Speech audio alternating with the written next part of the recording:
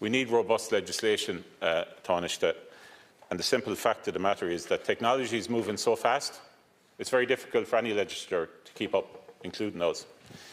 We in the Labour Party believe there's a lacuna in the law in relation to particularly how AI or computer-generated images, sexualised images of adults are being created and then distributed.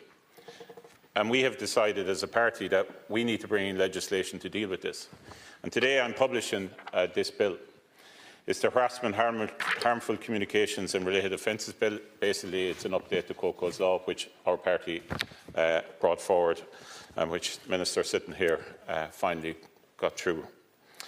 It provides amendments to Coco's law to define, to change the definition of intimate images to include AI-generated images or computer-generated images.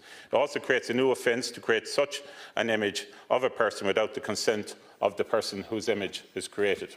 And thirdly, and most importantly, Tánaiste, crucially, borrowing from law on child sexual abuse, it makes it an offence to knowingly facilitate the generation of such images for the purposes of publication or sharing.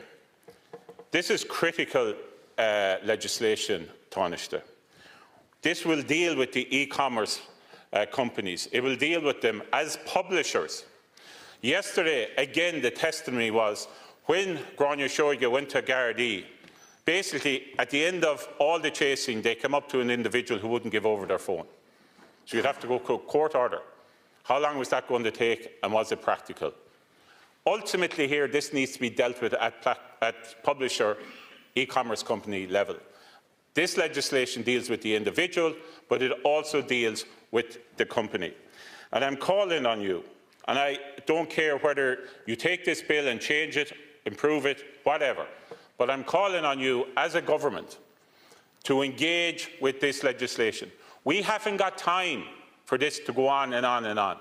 And in the coming weeks, collectively working with us and whoever else wants to be involved, that we will bring into law this change to deal with this lacuna, to ensure that it is the publishers, the e-commerce companies, who are going to be dealt with by the law for facilitating such behaviour.